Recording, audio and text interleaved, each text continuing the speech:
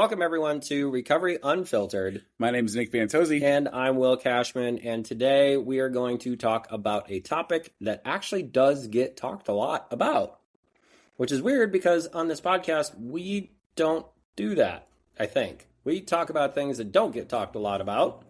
I don't even know if I'm saying that right. We don't talk about it enough. There you go. Yeah. But we do talk about codependency, but I think that term is overused when we do talk about it. So before we begin, first off, there is a generalized definition to codependency, and that is codependency is a relational pattern in which a person becomes excessively focused on another person's needs, emotions, behavior, approval, or stability, often at the expense of their own well-being. Oof. Ouch. Yeah. I can relate to that. And if you can too, that's a good thing. So maybe this podcast will help you set some boundaries. Who knows? If you get something out of it, take what you need, leave the rest. But I also do want to clarify, because I think this is important. Yes. What we are talking about tonight is not a clinical diagnosis. You cannot go to a therapist or a psychologist and have them tell you you are being diagnosed with codependency. That's not how this works. That is not how this works. Could you imagine? Can I get a script for that, please?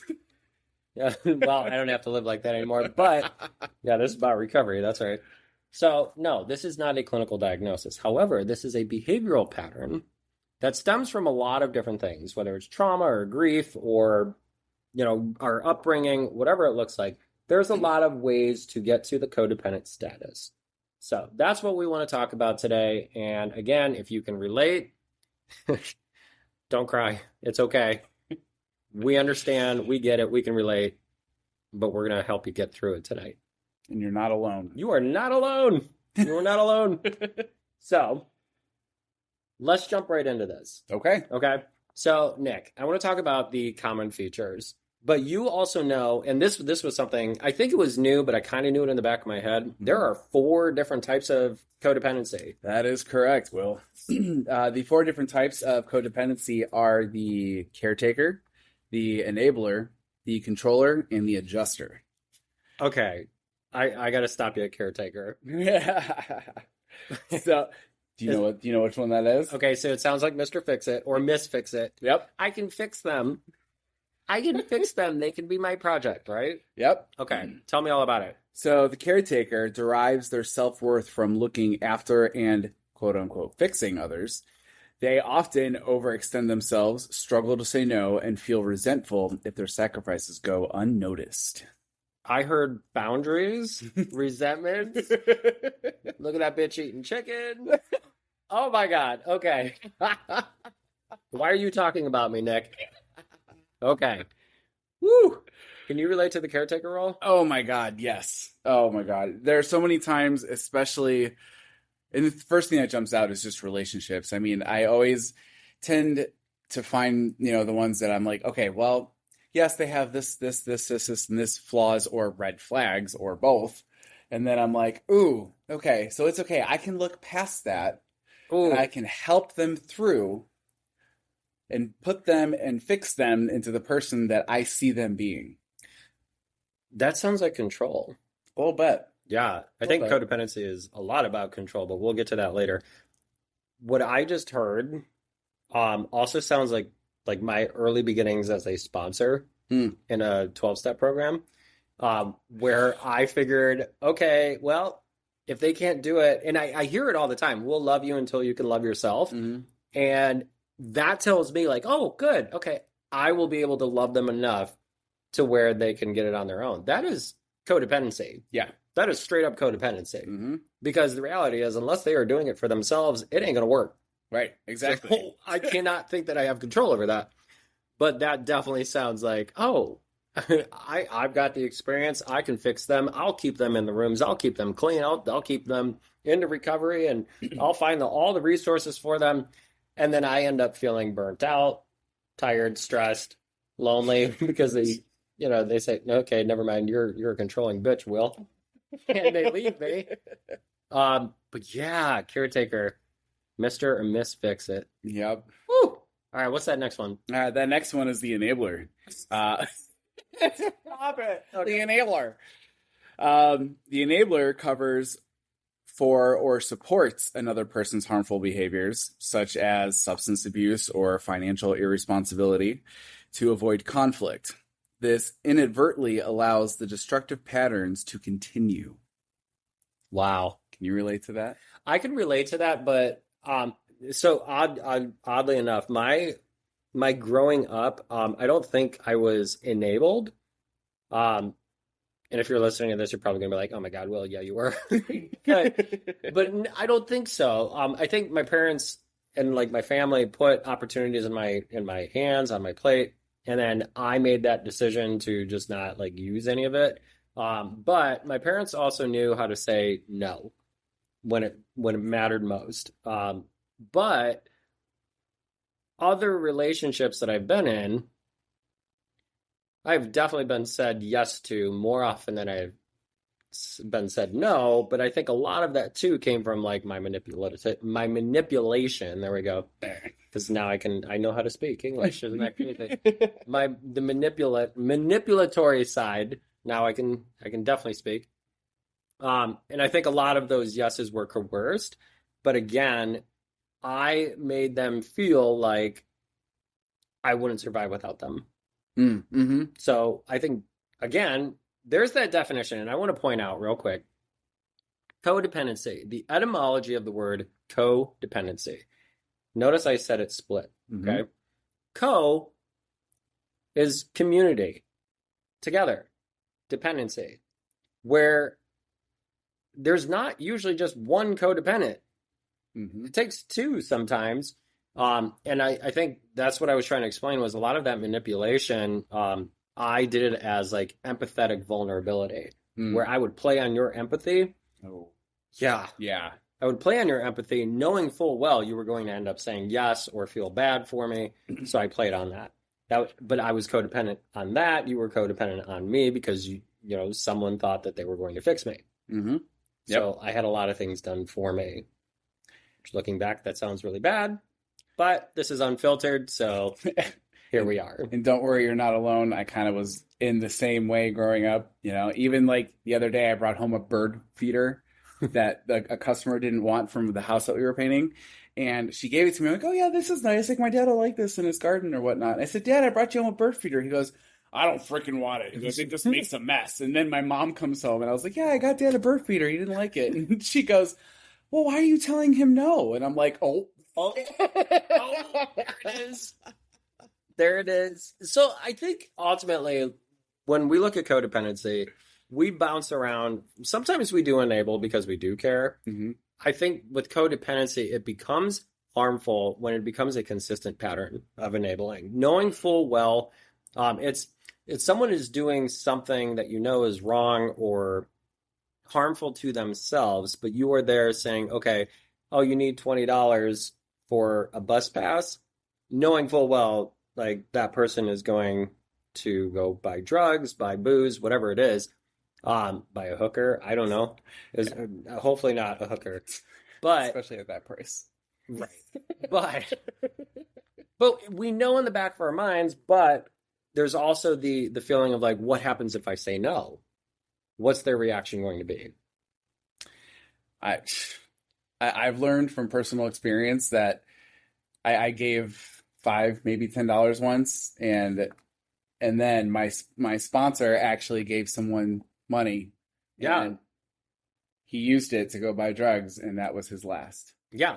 So I've learned no. Their reaction may be, oh, F you and F that and whatever. But you know what? But a codependent thinks about that reaction, the FUs and the, oh my gosh, it's going to be a negative reaction if I say no. And out of that fear, we base our decision on that no. Yeah. Yeah. If we say no. Right. Yeah. That's a scary feeling. I've done that too. But before I go into story time here, what's that next type? Yeah. So really quick, the next type is the controller. It's okay, Will. I know. This is my entire life story happening on podcast. Okay, let's go.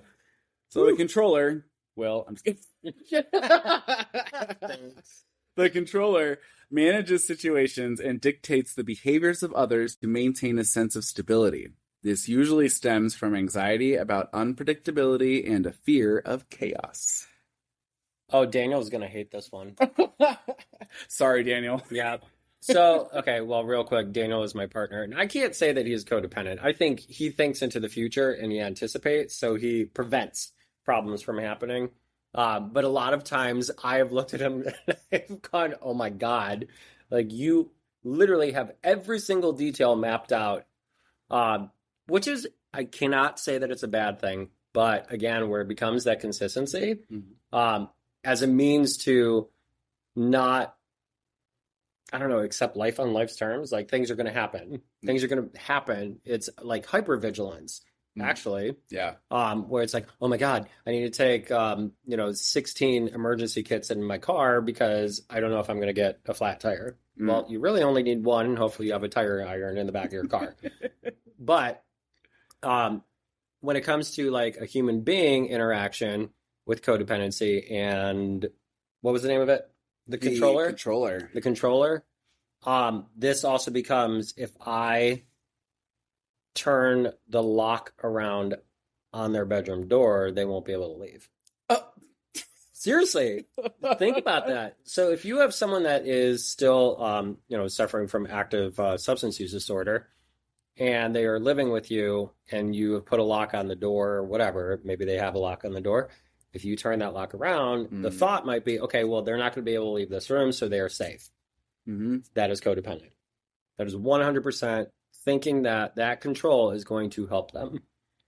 Or setting up a structured schedule. You need to wake up at this time, so that way I know that you are awake. I mean, I could go on and on about this. I know that you are awake. This is what you're going to eat today because you need to eat something healthy today instead of the garbage that you normally eat.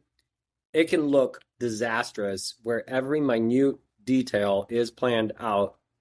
And in my head, I will say, but I'm helping them. It's kind of like the flip side of what a treatment center does. Yeah. In a way, yeah. Which treatment centers, and listeners, don't get us wrong. Treatment centers, yes, they do have control, but they also still allow for personal agency. Yes. Because any client that goes into a treatment center, with that agency that they are given, they can decide, I'm not going to go to group today. But they also understand the consequence of it. Is that there's somebody else looking for a bed right now, and if you are not going to utilize the opportunity given to you, then we need to find somebody that's going to utilize that opportunity, and you will be discharged. Right. So that's a little different. Treatment centers, our primary goal is to care for the vulnerable population, someone that is suffering from substance use disorder, mental health disorders, but it becomes codependent if we don't allow any variation of it, or if there is a variation of it, we get upset and start blaming ourselves and start checking the action and say, oh my gosh, well, maybe 6:30 was too early for them. Now they're going to be mad. Maybe I need to be a little more lenient and say, okay, 7 o'clock. And you change everything based on their attitude or what they're feeling. That becomes codependent. Yes. I see that, yeah. Yeah. That's wild. And all right. I can kind of relate to that. I mean, I've done it in other forms. I haven't done it where like I had to be specific. Well, that's not true. That's not true. I remember being in Boy Scouts, and I was a senior patrol leader, and I would plan out a camp, and literally I would take every moment of the day according to the time. I figured the activity would be like from this time to this time, and any variation of it, was unacceptable. It was unacceptable. If lunch was at 12, lunch was going to be at 12. And it almost sounds militaristic, but that's not what this was. It was a fun camp. It was going to be fun for little kids, But any variation of it, I had to sit there and go, okay, what did I do wrong? Maybe I didn't plan this well enough. Oh my gosh, my scoutmaster is going to be mad at me because I didn't plan this accordingly. And then I would change it, and I would actually go to my scoutmaster and say, I am so sorry. I screwed this up. And he would look at me and go, what? I was like, lunch started at 12:03, and he would just like at that time everybody called me DW, but he would go DW, dude. It's a camp out. It's fine. Like it's okay. I was like, oh, okay, okay, I guess it's okay. It's okay. But and I did that repeatedly. I ended up finally figuring out how to stop doing that, but I think it got made easy for me. Because they ended up removing me from that leadership position. But that's a whole other story. That's in my book. But yeah, what other? So we've gotten through three of them, right? Yes, we have. Okay, so recap on the first three. So the first three. The first one is the caretaker, the fixing, or the fixer, Mr. and Mrs. Fix It. The enabler, basically the. I know you're doing drugs, but here's $20. Yes, that one. Okay. And then the controller, which is if I my keep way. them by my side, they'll be safe. Yeah, my way or the highway, kind of. Yeah, in a way. And then the last one is the adjuster. The adjuster, which I feel like I can relate to this, but on the lighter side, if that makes any sense. We'll get into that. So what is the adjuster? The adjuster adapts their behavior to please others, suppressing their own emotions to avoid disapproval, and they often struggle to know who they are outside of the relationship. This is the people pleaser chameleon. Yep. Okay. That's the chameleon factor. Ooh. All right, so tell me how you can relate to this. So I can't tell you how many relationships I've had, especially in active addiction, where it was always to people please. I was never my true self, and I always put on a show or act. And I say not on purpose, but like I was like, well, I want this person to like me, so I'm gonna get to know them and just the basic surface and be like, okay, that's who I am. And then after a while, I would get to a point where I'd be like, ooh, okay, I can't keep this up. And then I would just end it. Then I would end up in the same place where I didn't know who I was. Okay, so hold on, because that just struck a chord. So you said if I couldn't keep it up, you would abandon it? Yeah. Okay. I'm so glad that someone else did that too. And a lot of it too, like when we become the chameleons, a lot of times that involves dishonesty. Oh, yeah. I mean, that's a huge chunk of it where I've actually said this in like sharing, like the kids at school all liked Britney Spears. Britney, if you're listening to this, I don't know, maybe she is. Who knows? She got some time on her hands, so I love you, girl. But I grew up liking, well, I can't say I liked Britney Spears. Okay. I mean, I like some of her stuff, but my true colors, my rainbow flag flew for Christina Aguilera. Ooh, okay. 100%. But because the class or these, kids in school liked Britney Spears and that's all they were playing, I wanted to fit in. So I people pleased. I said, oh yeah, me too. Oh my God, hit me baby one more time, That is her, right? Yes. Okay. Okay, just making sure. As you can tell, I was the Britney fan. I almost said bye, but that's not even her. Not even close. Nope. That's opposite Boys. No, that's it's NSYNC. It's NSYNC. So yeah, there we go. See, but yeah, and as time went on, it wasn't just like a Britney Spears issue anymore. It was, I like the color green. Okay, no, I don't. I like the color blue. Blue is literally my favorite color. But if someone else liked green, if I wanted to fit in, if I wanted to keep the conversation rolling at the bar, then you best believe green was my damn favorite color. Yeah. Yeah, and I was going to get the green drink in the green cup, and I was going to wear green pants the next time I saw you, and a green shirt, and a green ring, and green watch. Everything was going to be green. Like, you want me to eat some grass? I will eat grass, okay? To make sure that I fit in. I could read the room and fit in. Gay leprechaun. Yeah. Right. Gay leprechaun. But that's a dangerous place to be. Yes, it because is. ultimately, like you said, at some point, I couldn't keep up with the lies. And that's happened before where it's like, oh, I thought you liked this. And I was like, no, I hate it. And they're like, but you told me. I was like, oh my God, gotta go. Abandoned ship. I have to go poop. I don't know. Like, I gotta go. Start mixing up people. Right. Who did I say this to? Which crowd am I with this week? Am I the emo crowd today? Am I, the band nerd crowd this day? And I lost my soul was so fragmented that I couldn't keep up. So at some point, my best escape for that, we all know, was drugs. Mm-hmm.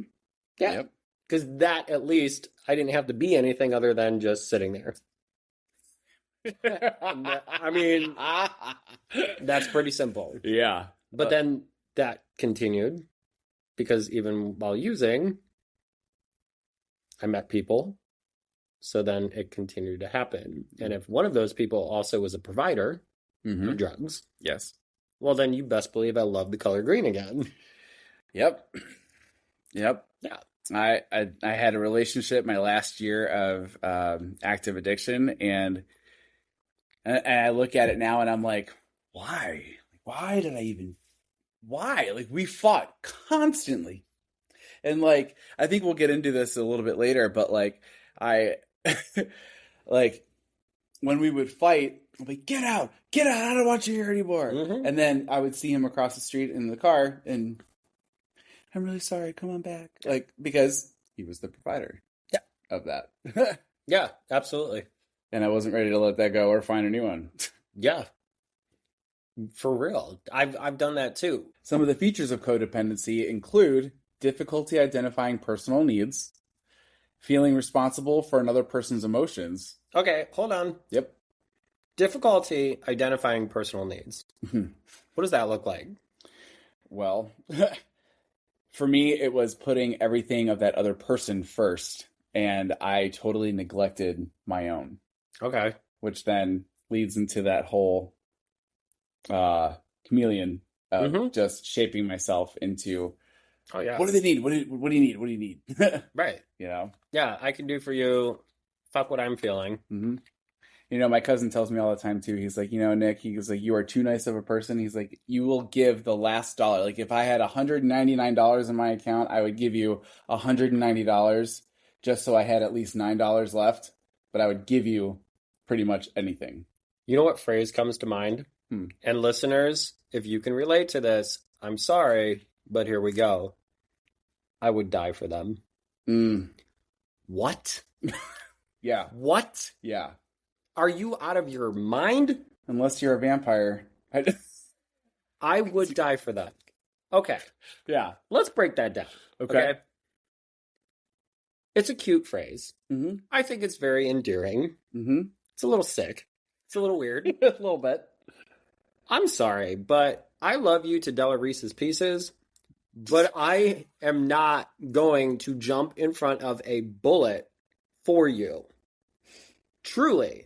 Because hopefully you've learned enough in your life to defend yourself and not put yourself into a situation where you are standing in front of a bullet.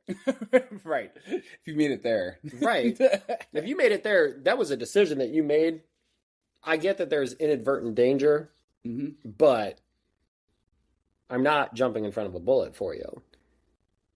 I will take care of you if you get hurt. I will help you along your road to recovery, but I am not going to sit there and take care of you and wait on you hand and foot if you are recovering from an injury. I'm not going to sit there and fight your battles. It's not going to happen. Right. Because I used to do that, and it drains everything out of me. Everything. Because that becomes the sole focus. My needs do not get met. Your needs do. And period. But I've also been on the other side of that, where it's my needs are going to get met, yours aren't. So you better jump in front of the bullet for me. Yeah. That was a good point. And I wanted to bring that up. So. It kind of ties into the social media thing too. I know we're not there yet. We're not there yet. It ties into that too. I got a good relational aspect for that. Oy. So we left off here. Fear of disappointing others. Okay. Excessive caretaking, needing to feel needed. Okay, stop right there. Yep. So the fear of disappointing others, there's also that fear of, or what was it, the needing to feel needed? Okay, so I think those two kind of go hand in hand. Yeah. Because if I am disappointing, or I think that I am disappointing someone. I mean, okay. If I feel like I'm going to disappoint someone, I am going to withhold information. I'm going to lie about something or make it seem better. So that way they don't take like the full brunt of the actual truth. Okay. Yeah. Yeah. Okay. Yeah. Yeah, absolutely. I remember a lot of not wanting to disappoint people, period. And I would say or do anything to not make them feel that way. Yeah. And like you said, that involved lying. That involved sugarcoating anything and everything. And then the needing to feel needed. I mean, I always felt that. I always wanted to feel needed. So again, putting their needs. Do you know where I see this a lot? Partners that have jobs and the other partner doesn't make as much money. So the one that does make a little bit more money ends up working themselves into like a coma because I have to be able to support this family because they make less money. That's codependency. Yeah. There's also I feel bad, and we're going to tie in the 4th and the 5th step in a 12-step program here. I feel bad for things that I've done in my life, and I'm still in a relationship with that person that I've done those things to. So now I'm going to put myself into overdrive because I feel that that's the amends. It's like an amends to yourself while be like giving to somebody that you're with. Yeah, because I want them to think like, okay, yes, he is changing. They might already see the change, but I keep telling myself, no, they don't see the change. They're still disappointed in me for everything that I've done. So I will work countless hours at work. There's a lot that I'll do, but that's a big one for me. Yeah. I've made amends to my partner, and it's been great ever since, and it's always a work in progress. So I can't say it's perfect, but it's a work in progress. But that is something that I keep telling myself is that if I work long enough, things will be okay. Because he did spend a lot of time supporting me in my active addiction. He also didn't know that I was using, and I want to make that really clear. He did not know that I was actively using. He knew something was up, but he couldn't pinpoint exactly what it was. I talk about that in my book too. But I still give myself shit for that, where it's like I'm never going to be able to repay everything that he helped me out with during active addiction, which that bordered enabling slightly, a lot of it. But today it's like, okay, I need to funnel more funds into my account, and I'm still not even like paying all of it back, but like he takes money out every now and then, but I still feel like I'm disappointing him. Yeah, and it's hard. It's hard, especially when you transfer or shift from being in active addiction to recovery with that person. It's hard. It's very hard. Oh yeah, on both ends. Yeah, we're gonna get into that shortly when we start talking about like what does recovery from codependency look like, because that's a shift that I've had to make from being codependent to what does interdependency look like. And it is definitely a struggle, but that it's a daily practice on doing that. But we're definitely going to get into that. Before we go into some more of the common features, I want to take an ad break real quick. Okay. So this podcast is presented by Colors Across the Sky, LLC. And quick background on Colors Across the Sky. It was formed from me, Will Cashman, and I am the author of Colors Across the Sky, A Journey of Hope. And that book was just released on Wednesday, July 15th. Woohoo! Totally excited. I'm still pinching myself because my story is like naked to the world. I'm just kind of like standing in front of an open window naked. Here we go, everybody. Not really. I have my clothes on, but I wanna just tell everyone real quick that book is available on barnesandnoble.com and amazon.com. And because I am doing my book release with a recovery community organization called the Jadfa House, Just a Dad from Akron, it is located in Akron, 916 Kenmore Boulevard.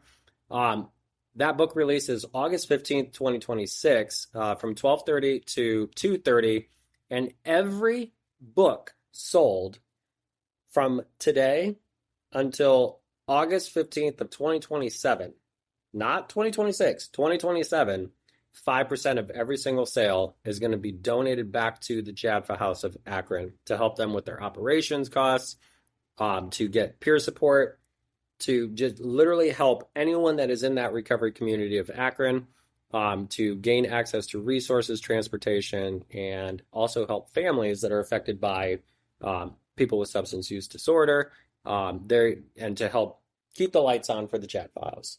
So just wanted to point that out.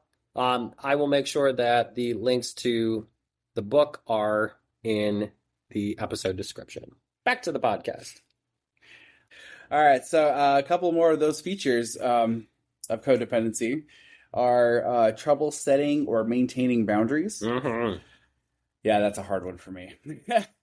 Seeking validation through usefulness. Been there. Tolerating harmful behavior. Stop right there. Yep. Okay.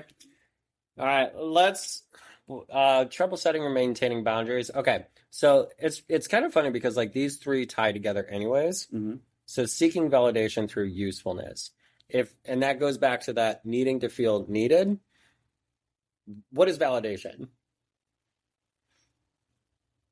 I mean, think about it. Valid. Something is valid, Right. then it must be true or significant or relatable. Okay, yeah. So if I am seeking validation, it means that you are making me feel good because of you, not me. Mhm. I haven't made myself feel good. I wanted whatever I did or whatever I said to be validated or accepted or acknowledged by you. Hmm. So here we go. Mm-hmm. We're going to touch on the social media a little bit. Yeah, we are. Son of a gun. Yes, we are.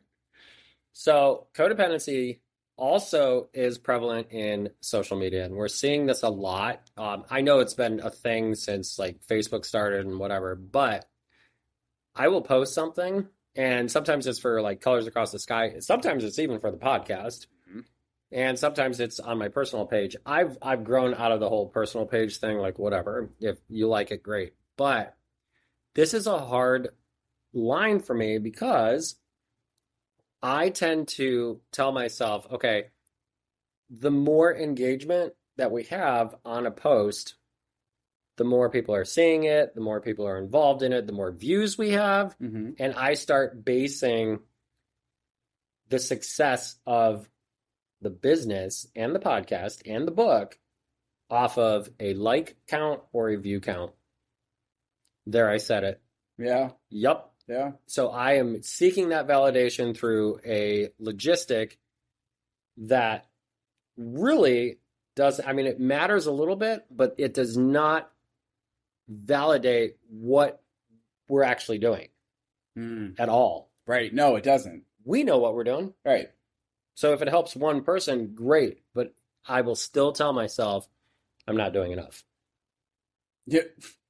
Woo! Which, by the way, he's doing a lot. He does a lot. Yeah, my plate is full. Yes, it is very full. My plate has a hairline crack in it, and I don't know where it's at, but it's going to happen, and it's going to break at some point. I just hope that day is not like August 15th. Oh my God. August 16th. Yeah, August 16th. I'm just going to let out a massive fart and just like relax and take a day. I'm going to hear it all the way from here. Yeah, Canada's going to hear it. It'll blow all the smoke away. Oh my God. Okay, yeah. So can you relate to that a little bit? I can, and from a personal aspect, Okay. definitely. I've been too afraid to go on social media, and I got rid of it all when I got clean. When I got my new email and I got my new phone number, everything. I haven't been on anything after like 3.5 years, I finally did TikTok, and it was the same crap. You see someone hot, you're like, ooh, at them. Ooh, at them. And then it turns into basically like the dating apps, you like so many, you follow so many, and then some of them message you, and then it lasts for a couple of days, and then poof, it's just gone.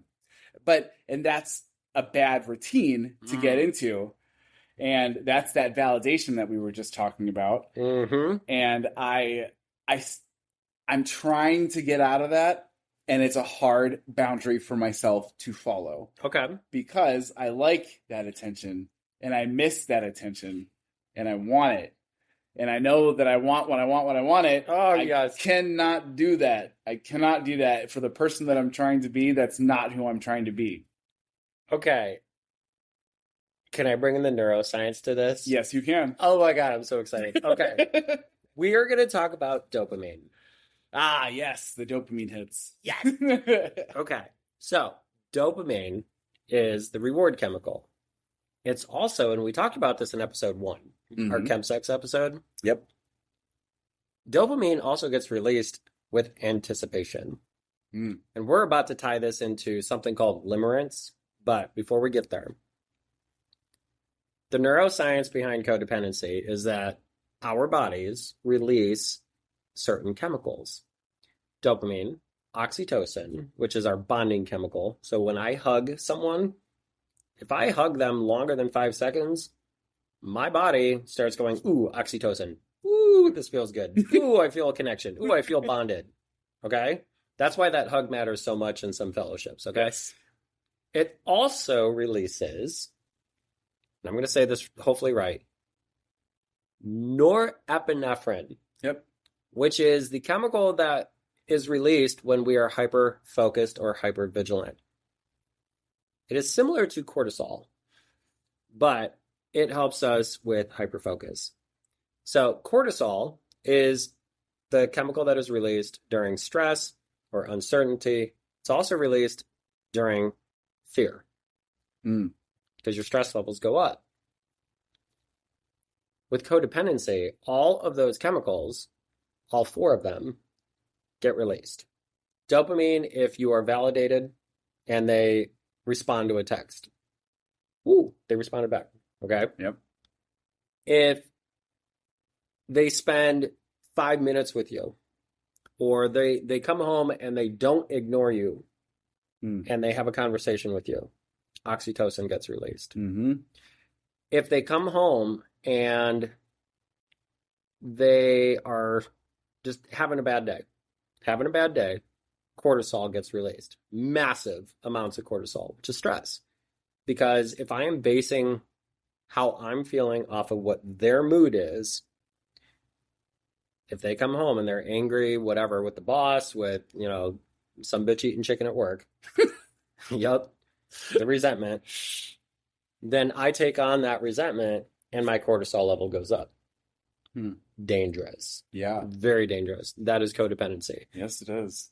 Now, the norepinephrine part of it, if I am a codependent, I am going to cook dinner and I'm not going to burn the hot dogs. I'm not going to burn the hot dogs. They have to look exactly perfect. They have to have the grill marks on them. It better look perfect, or otherwise they're going to be upset. So it works hand in hand, the norepinephrine plus the cortisol, because my stress is going up.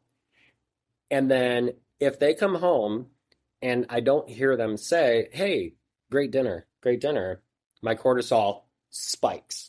Yeah. Because why aren't they saying it? Oh my gosh, did I burn it? Oh my gosh, it's not the right taste. Oh, there's too much salt. I don't know. But the moment that they say, hey, you did a nice job, dinner is great, boom, oxytocin, dopamine, I am thrilled. 100%. So can I add a comment to that? Oh, yeah. What if it goes the other way? What if they go, it's okay? Then my cortisol shoots through the roof, hyperfocus gets engaged, and then we start going into the cognitive distortions. Oh my gosh, I screwed everything up, and we start telling ourselves these things that we believe. Sometimes it'll be, we'll see their face and their lips moving, but we'll hear it on our own voice. Yep. Where it's like, you screwed up dinner, how dare you, And then we base our trajectory for the rest of the evening off of that. We'll throw dishes in the sink. I can't believe I did this. You're such a screw up. And we start telling ourselves these horrible, nasty things, thinking that we were the problem. And sometimes it's, guess what? You're the problem. But we don't see that because we think sometimes if we stay silent, if we don't respond to it, we don't want to like break the ice and like cause conflict. Yeah. Right? Oh my gosh, so many memories are floating back right now. I know. Are you okay? Yes, I'm going to be okay. The hot dogs were burned, okay? It's okay. It is okay. You ruined it. Woo. Yeah. Okay, so we know a lot of the common traits. Now, I want to talk about limerence. And this was actually suggested to me by one of our followers on TikTok. And I had already planned on talking about it, but she also reminded me. So that was a good thing. So, limerence. This is my favorite, okay? Tell us about it, Will. Ooh. Limerence is puppy love on overdrive. You ever meet someone and you're like, oh my God, they're just so perfect. Mm-hmm. They're just so perfect. They could do absolutely no wrong. And I could put them on a pedestal and they're just unbelievably amazing. They are uniquely perfect. Yep. Every text that they send me, my heart skips a beat. I'm holding my phone, waiting for the next message back. I'm looking at the dots, the dots, waiting for their response. And when I don't get the response, my cortisol level goes up. Mm-hmm. Or if it takes them too long to respond, then I start thinking, what are they doing? Are they with other people? What's going on? What is happening? Why not me? Why not me? Why not me? Why 3-word answers? Why 1-word answers? A million of them. Just say one sentence. God, just give me one text, please, because I'm waiting for it. Limerence is also, I will meet you, shake your hand, and then I will imagine us cresting the hill of the Millennium Forest, looking out, gazing into the sunset as we say our I do's and head down the hill because we're going to be together forever. That is limerence. I know, I still do that. Oh. Ooh. I mean, I used to do that too. Now I really can't. I don't think Daniel would like that very much. I'm like, oh God, Daniel, they're just so perfect. And I'm going to have a lot of splaining to do. Okay. Lucy. I already know, because I can see it in your eyes, you can relate to this. Absolutely. So tell us about it. Well, I'm about to put my own foot in my mouth here, probably, but so my last relationship, to me, this person could do no wrong. Put him up on a huge pedestal. He was absolutely gorgeous. We had such a great time together, and I looked past all of the anger that he still had built up, all of the growing that he still had to do. I put that off to the side, and I thought, I can help him. I can fix him. Mm-hmm. And it wasn't, it was the fix. I was trying to justify for myself, but no, it was because me and what I saw for our future and our wedding day that I had planned out in my head already, mm-hmm. I saw that man that he's trying to be. Okay. Who's not quite there yet. Yeah. But I saw it now. And that's what I was trying to help him with. Yeah. But can't help if he's not there. Mm-hmm. You know what I mean? So I would wait for those text messages. I would sit there and look at my phone and be like, why isn't he texting me yet? Yep. And when I would get a text, it would be, good, how are you? Like, you know what I mean? And I would have a huge paragraph of what happened today. And then it was good. A few cuts, this, that. Oh, and then man. I'm like, did you just say that you read the text message in a voice? Did I? Did I? Uh-huh. Okay. So that's another characteristic of limerence. Limerence, while it is part of what can lead to codependency. They are interrelated, but two separate problems. Okay. One of the characteristics of limerence is we will read a text and we'll say it in the voice that we think is how they said it. Oh, yeah, absolutely. Yeah. So if we read it, oh my God forbid that they come back with K.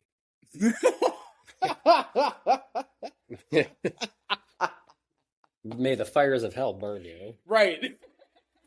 My God. But we will read that text in their voice.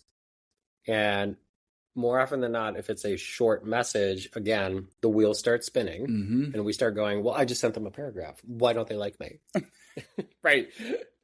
You did more during your day. Like, why are you just telling me, oh, it was a good day? Tell me more. Right. So I can relate to that. By the way, did I cut you off with the rest of your story?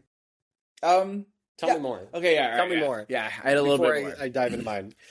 So yeah, I mean, it's, and like I gave them personally all of me, because in my mind, and as I told him too, I was just like, this is me. I want to settle. I want to settle down. This is a life that I want to build. Are you on for it? Are you and yes, and that's the answer that I got. And he did warn me.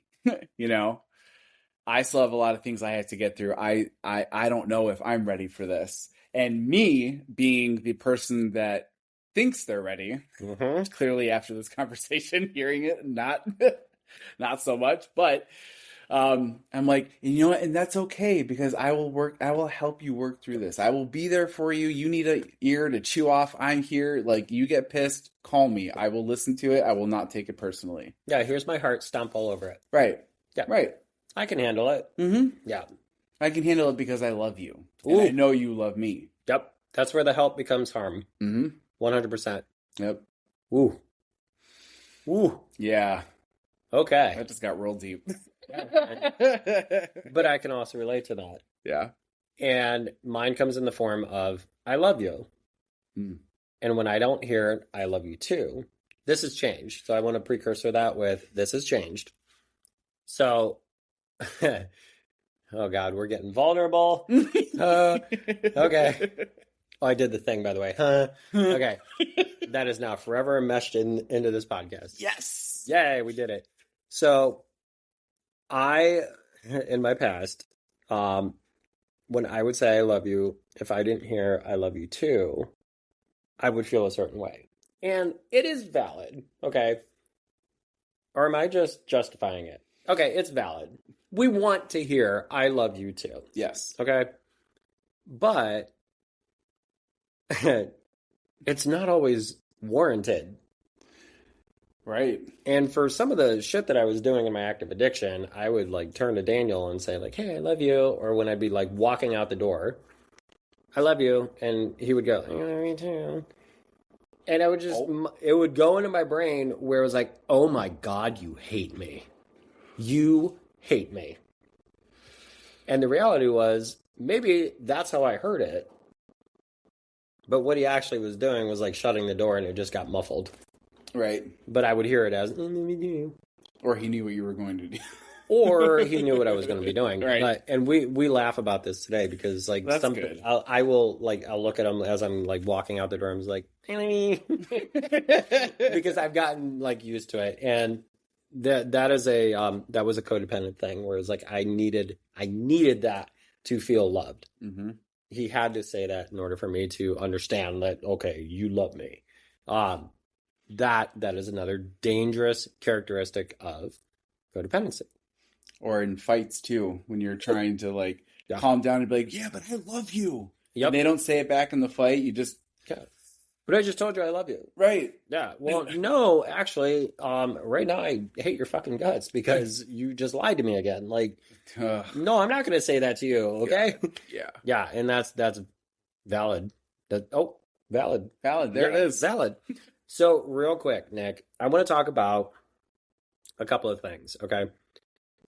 We talked about the limerence. We talked about neuroscience. We have definitely talked about some characteristics of codependency. When it comes to communicating in a relationship, we do enter conflict. conflict is normal in a relationship, but it doesn't have to stay a conflict. So I want to start transitioning this towards recovery. Okay. As far as codependency looks like.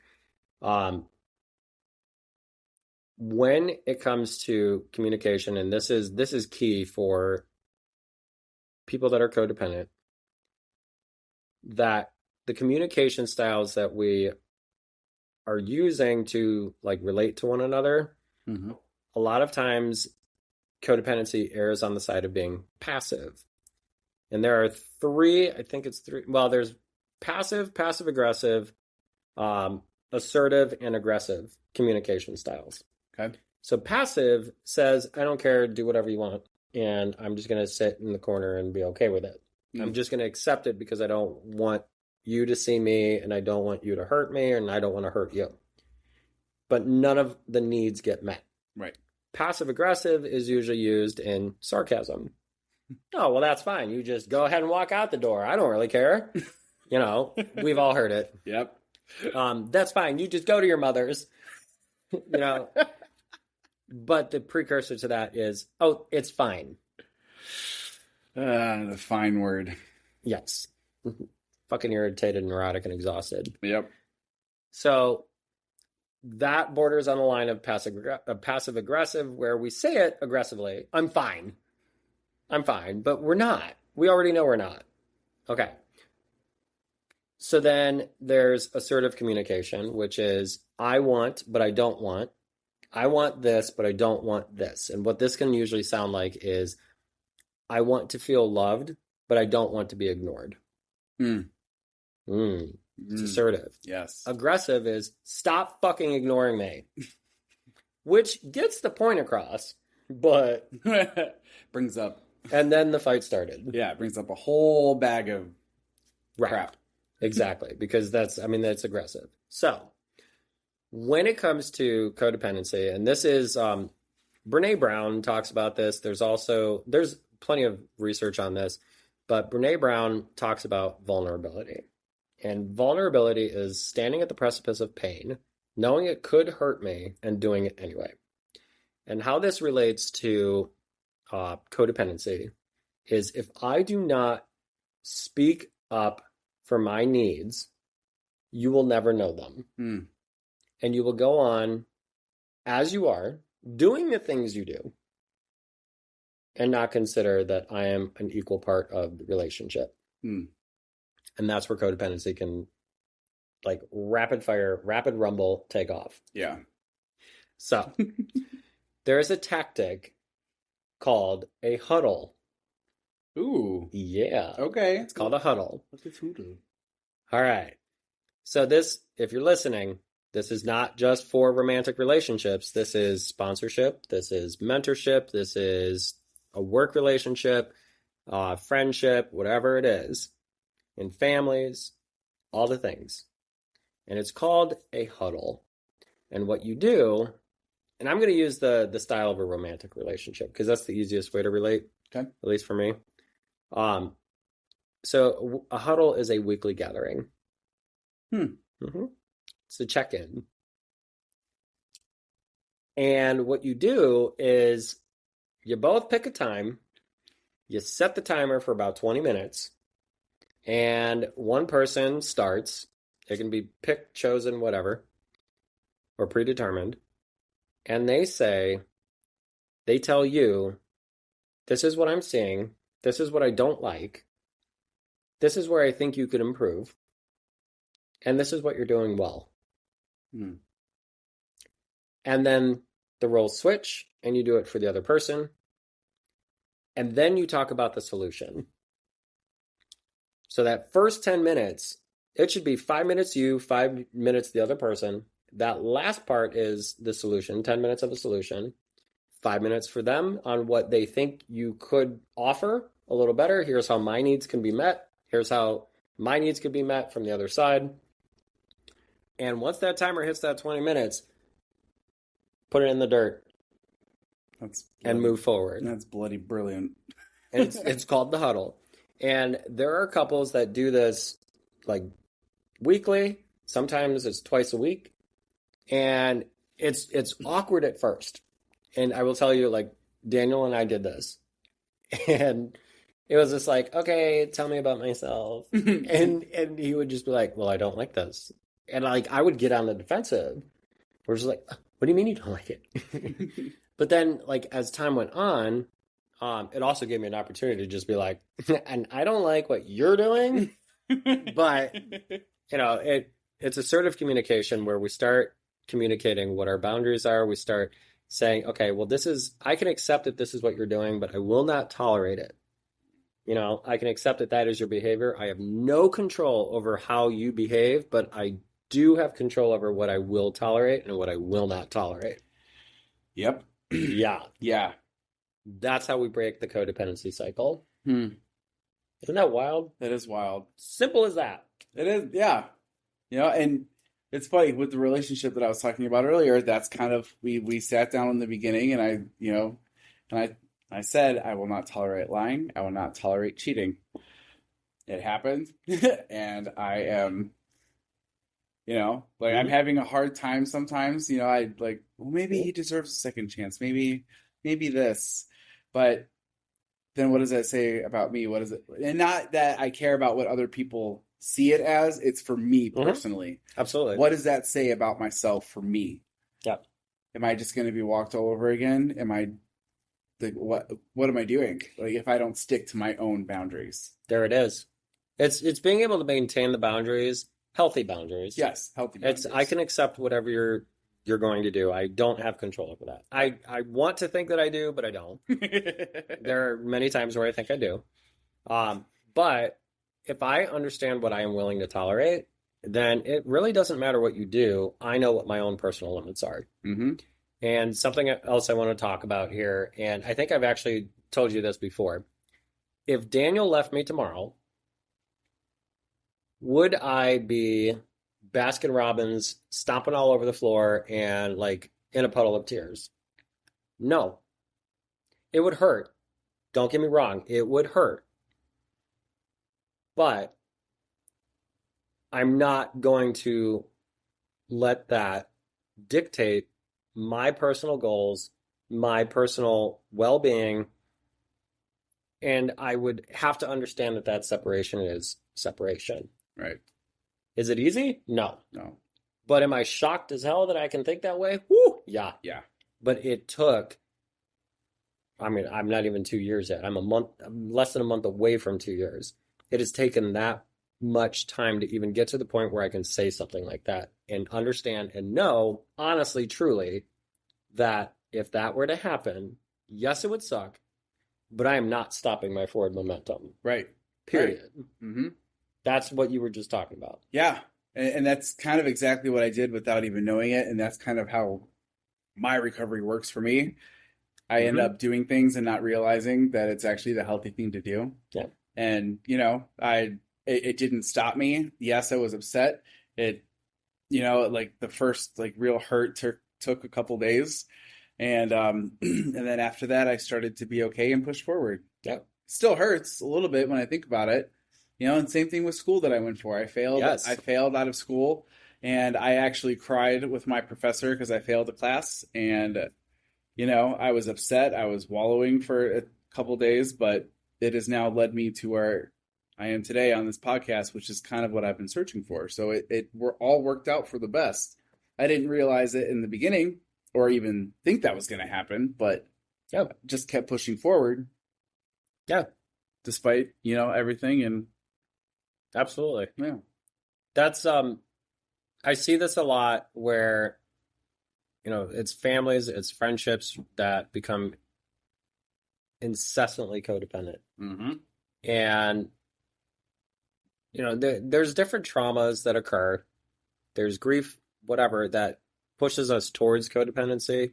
There are, family dynamics where one of the parental figures becomes non-existent and, someone steps up, a child steps up and plays the role of that parent that is missing. Yeah. In order to help, the mom or the dad, because they feel that they need to take on that role. Mm-hmm. And then ultimately we see kids that stop being children don't have a childhood and become instantaneous adult. Mm. That is codependency. Yeah. That is, and that's also traumatic. Yeah. You know, so there's more factors than just, okay, let's have a huddle and this is how we fix it. But there is recovery from that. There's definitely recovery from that, but it takes a therapist. It takes maybe some treatment. But we also, when we see that happen, we also see a rising number of that, hey, they're in treatment.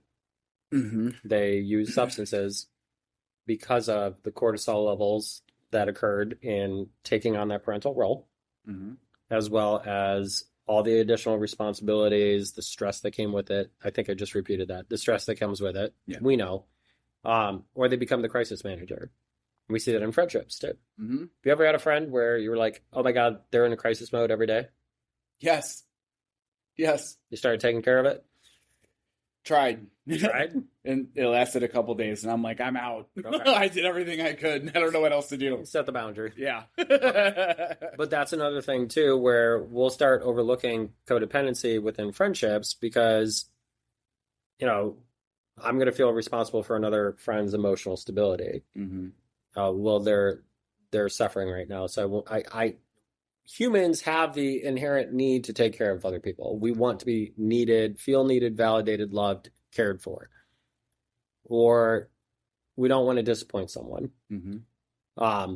But like I said earlier, we end up becoming the crisis manager, and they come to us for everything. And I've had that happen where like I've met like new people, and like I'll say something, and then they'd latch on to me, and then I feel like, oh my God, like I have to take care of their problems, or they come to me and they're like, Will, you know what to do, but then I'll tell myself, maybe it's a little bit of ego, but I'll tell myself, oh yeah, I'll handle it, and I don't let them figure it out.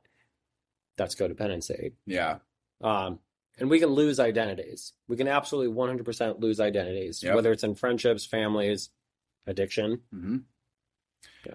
Well, that's why, like for me personally, like recovery for me, I mean, I didn't have an identity when I got out of active addiction. I didn't have one. I'm still trying to find one. Yeah. You know, I don't know. Like my one ex, previously, I think during my second year of recovery, he asked me, he's like, what's your love language? And I'm like, what is that?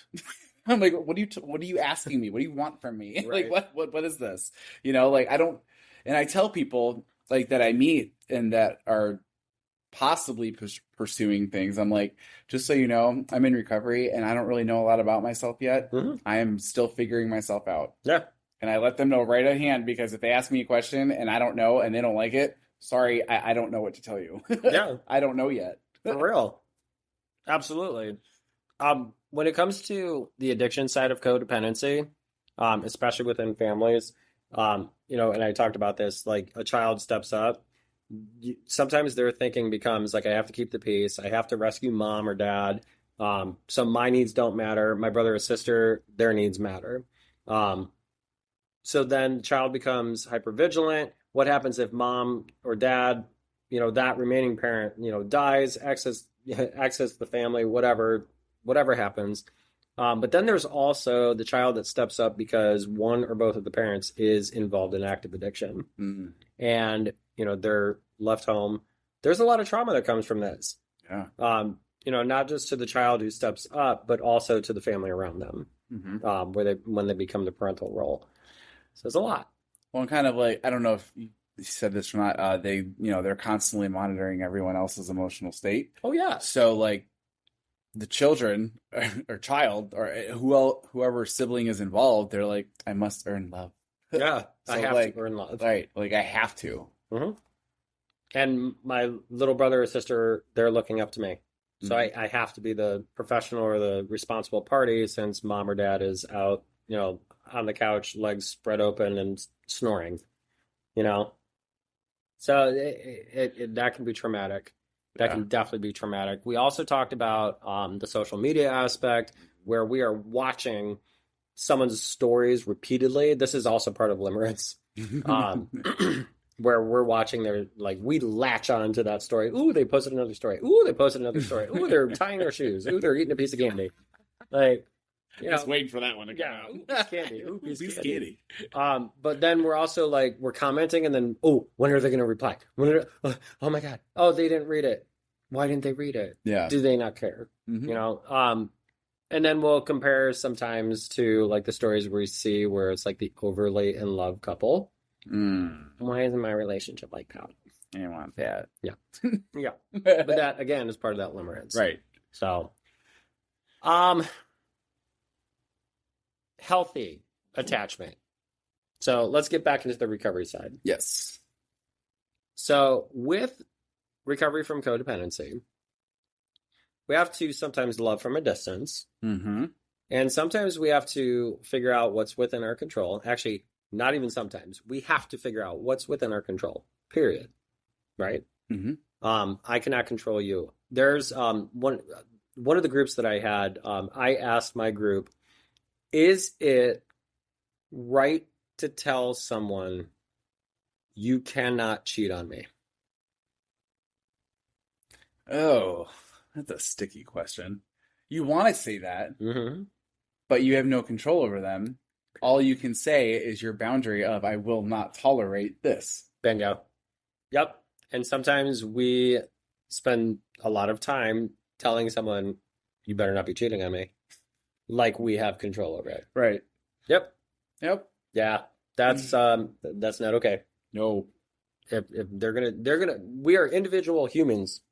Do we want them to cheat? No, absolutely not. No. We want a healthy, loving relationship that is, based in fidelity, honesty, integrity, all the principles, all the things. But we cannot tell someone, you better not cheat on me, Right. because I don't have control over that. Nope. And if that's what you do, then my boundaries better be where they are and say, okay, well, you did it, but I'm not going to tolerate it. Bye.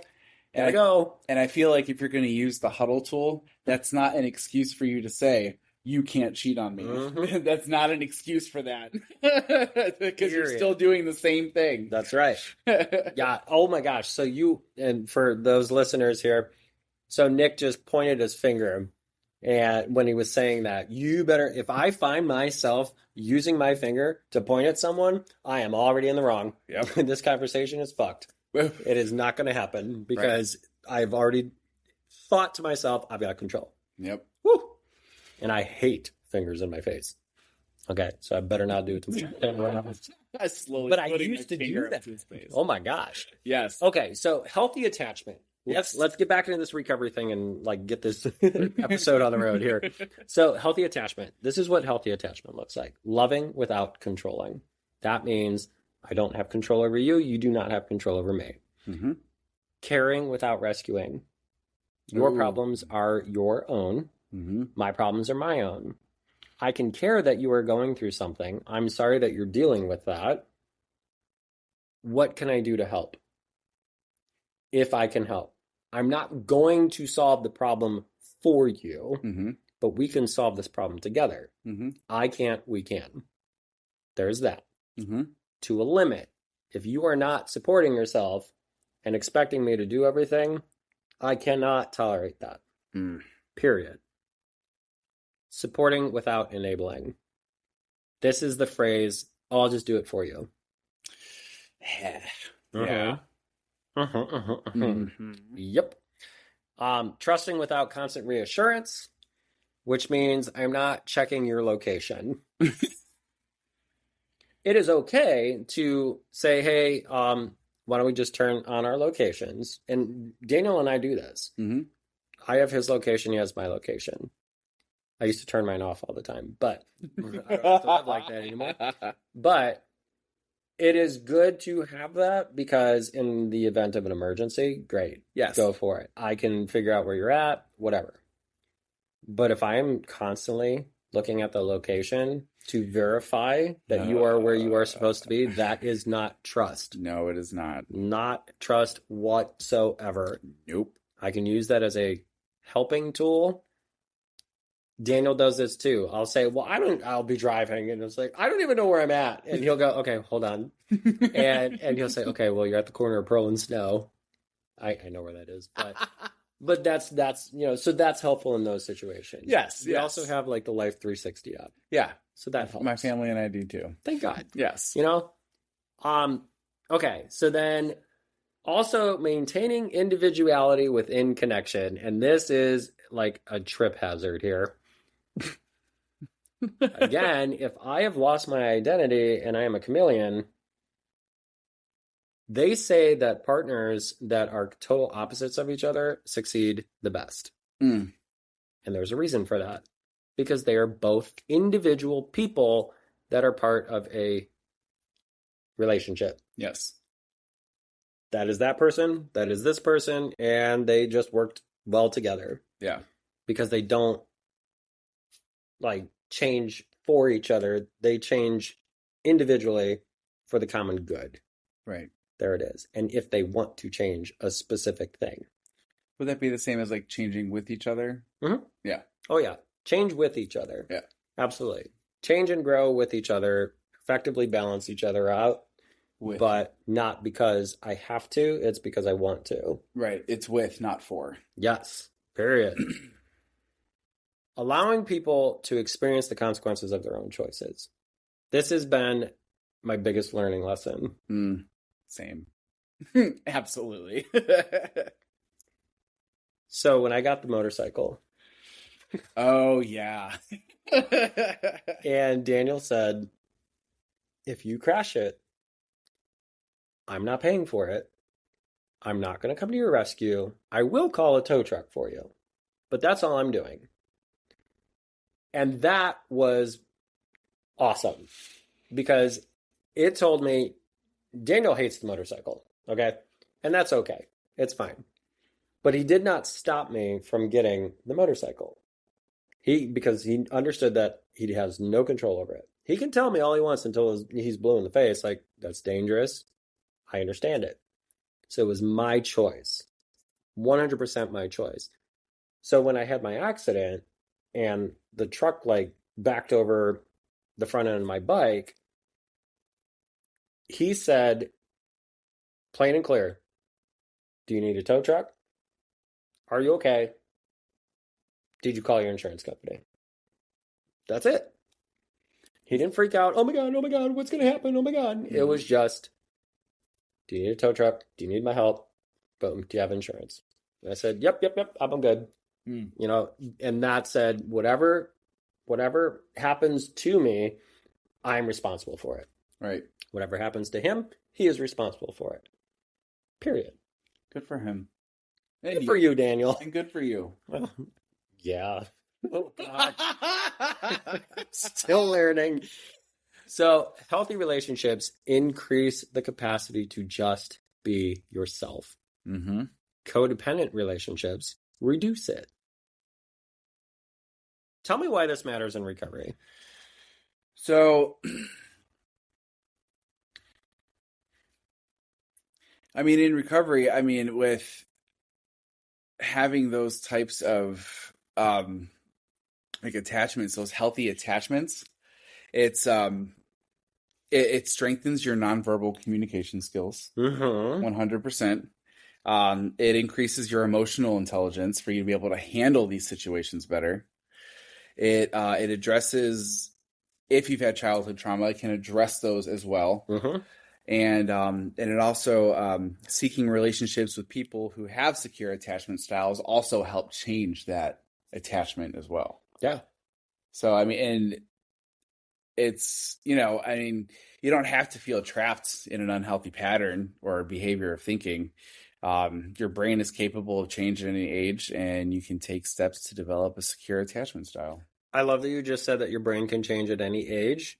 Our brains don't stop growing, or not growing, but like changing and forming and adapting. Like our neural pathways can be rebuilt. So if a behavior that we've been practicing for years, it can change. Yeah.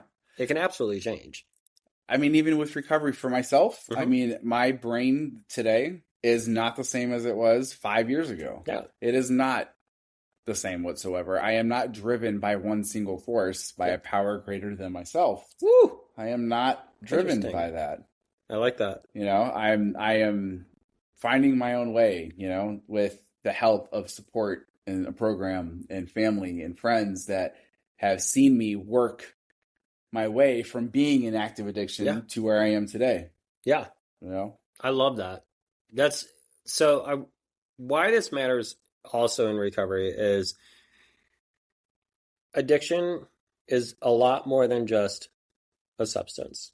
And I think we've said this across now all 3 episodes, where addiction ain't about I mean, it is partly the drugs. We get it because we seek relief and validation, whatever. But it is so much more than that. I have used relationships, approval, rescuing, being needed to regulate my own emotions. And this is also why treatment programs, 12-step programs encourage that in that first year or in that first part of early recovery that you do not get into a relationship. Yeah. Because you've heard the phrase Captain Save a Hoe? Yep. Okay. Me too. You are not going to save them. No. You are not going to fix them. You cannot love them hard enough to get them through it. They have to do it themselves. Right. 100%. Right. I mean, and this may be completely off the wall, but firefighters are trained to go into burning buildings and save people. Early recovery, just because you have a little bit of recovery under your belt, doesn't mean you have the training to go into a trap house and save an addict. Right. Correct. Which is kind of wild because I've gone into like a very grungy hotel, like, and this was before my 1 year, and I pulled someone out, like, but that took hyper focus. Yeah. Like my norepinephrine was like skyrocketing that day because I knew purpose, intent, motivation. I needed to get in there, get them out. Let's go. Like no turning back. But not all recoveries are the same. Right. I knew what had to be done, whatever. But so if you're listening, I don't recommend doing that because it is still a dangerous situation, and definitely don't go in alone. Which I did. Sorry, sponsor. But he also knew about it. So like he knew that that was happening. But anyways. Well, and like you said, really quick, so like you said, every recovery is not the same, and not to get into a relationship within your first year. Yeah. I did not follow that and got into one in 10 months, and the guy ended up disappearing for 2 days and came back and had used, which I know what happens when I use the drug of choice, and I knew that's what he used. Yeah. He came back, and I was at work, and I came out to talk to him, and he looked like hell. Yeah. And he's like... Was this meth? Yes. Okay. Oh, yeah, sorry. Yeah, we're unfiltered. That's right, we're unfiltered. Yeah. So he asked me, I was like, look, I said, whatever you need, like, I'm here for you. I'm here to talk if you need it. And he goes, yeah, but not as a boyfriend, right? And before I could process that sentence, no instantly came out of my mouth. Hell yeah. Now, because of the recovery that I was working and because of who I had around me, that helped a lot. Yeah. And I was able to just say no. And that was also my higher power speaking through me going, no, you do not want this. You are not getting sucked into this. No, no, no. I just did the snapping the fingers in a Z formation. You just hit a really good point. If you are identifying with this episode as a codependent, the recovery portion of it, you don't have to do alone. And before you make a decision based off of how someone else is making you feel or what they're feeling, and you want to step in and do the fixing, talk to someone. Because a lot of times they're going to pull that inventory real quick and say, whoa, whoa, what are you doing? Whoa, what are you doing? Remember when this happened like 3 days ago and they didn't get better? Right. Yeah, remember? Where you accepted that they were texting your, I don't know, best friend and saying, hey, nice ass, and you excused it and said, oh, no, maybe it wasn't my sister. Oh, it's okay. They're going to change. It's important. Make sure you go into it with support. You know who your people are. Yeah. I think is a big one. Yeah. I think the recovery aspect and going back to the like getting into a relationship within the first year, there are differences because some people are in relationships when they get out of treatment or whatever. Right. I was in a relationship, but one of the ground rules for that, and this is personal experience and opinion, know your people. Know your people and separate the relationship from your recovery. Your relationship is not your recovery. They are not going to keep you clean. They are not going to save your ass when you go out, and do not expect that when you come back, if they know their boundaries and they're working their own recovery, because guess what? The people that we love are recovering from us, then don't be surprised when they say, "Oh no," and don't go back out and use them as an excuse, because that ain't gonna work. Period. Is that a good point to add a Royism? What is it? A Royism? Oh my God. The first thing to put in front of your recovery is the second thing to go, because the first thing you put in front of it, you're going to lose that first. You're always going to lose that first. Speaking of Roy, we need to see if he'll come on here. Oh my God, yes. That would be a wild podcast. That would be so awesome. Wild. So, yeah, when I got out of treatment, I was already in a relationship, but we discussed what me living with him would look like, what the ground rules were, the boundaries that he had, and what that looked like. And he straight up told me, like, if you screw up, it's you. It's not me. It is you. Your recovery is your recovery. I do not manage your recovery. I will make suggestions. I will help you along. I will support it, but I am not your recovery, period. And that's where interdependency needs to get talked about real quick before we end this. We move from, in life, dependency to independency. Some of us hit that codependent stage. Then we hit that independent stage again. And then interdependent when we're in a relationship. Going from the transition from codependency to interdependency is the understanding that I am my own person. I do my own thing. You are your own person. You do your thing for the common good of the relationship. So I don't have to ask permission to go somewhere. I let him know I'm leaving. I'll be back at this time. I'll see you in a little bit. Bye. And sometimes I don't even say I love you anymore. I just go, bye. I'm out. But sometimes I still joke around and go, I love you too. Whatever. But he does not dictate where I go. He can speak up if he doesn't like it. Period. He can speak up if he doesn't like it. I don't really think you should. Actually, he just did it today because I was going to take the bike out. And he goes, well, you know, we're supposed to get storms. And I was like, but the radar doesn't say. I was like, okay, it's up to you. But I'm just letting you know. I don't think you should take the bike. So I processed it and I was like, okay, you know what? I'm going to take the truck. So I did. Aren't you happy? Yeah, absolutely. But it gave me personal agency. He left the choice up to me. And I accepted and I understood, hey, thanks for the suggestion. That's interdependency. I care about you, but I cannot control you. Yeah. I care about you. I want to do good things for me so that I can provide good things for us. And both parties have to be like that for it to be interdependent. Independency is independency. I'm an independent. Two independents come together for the common good of the relationship. Shows growth, maturity. Oh, I'm proud of you. Proud of you too, Daniel. I know, right? Maybe he'll listen to this. Who knows? But that is not my control. If he wants to listen to it, great. So, in closing, I want to point out a couple of things. If you are listening to this and you've made it all the way through the episode, first off, thank you. Thank you very much. Truly. We are on Spotify. We are on Apple Podcasts. We do have a Facebook page, Recovery Unfiltered with Nick and Will. You can find us on Facebook.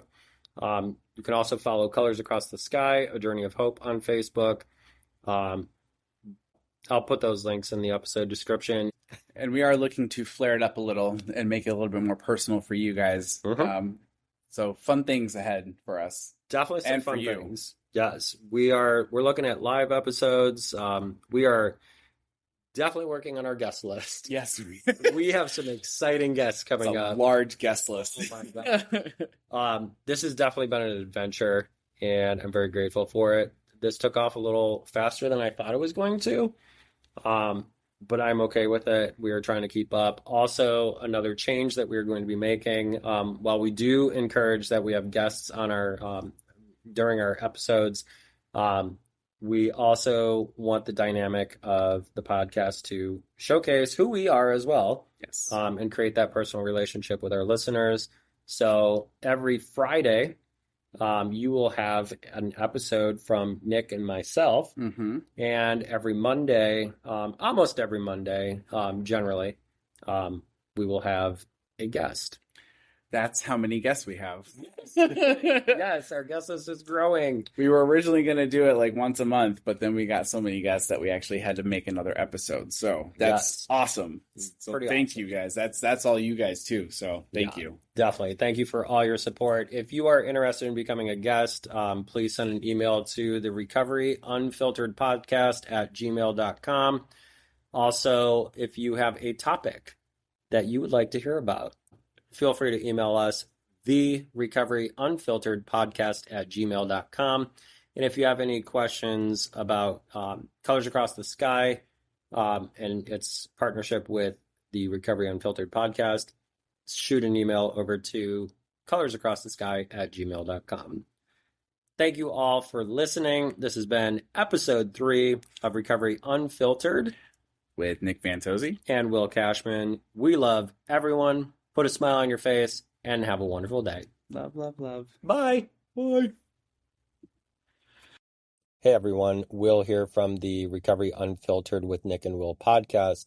Nick and I have officially launched our Patreon for Recovery Unfiltered. For just $5 a month, you can directly support the podcast and help us continue creating honest conversations about addiction, recovery, mental health, trauma, relationships, and the topics that people often avoid talking about. Your support helps with recording, hosting, production, guest outreach, promotional costs, and everything it takes to keep this show growing. It is not free. This podcast is about creating space for real conversations that can educate people and challenge stigma and help someone feel less alone. You'll find our Patreon link in the episode description. Take a look, give us a follow. Even if you are not able to join, following, sharing, and listening still makes a major difference. Thank you so much for supporting Recovery Unfiltered with Nick and Will. Have a great day, everyone.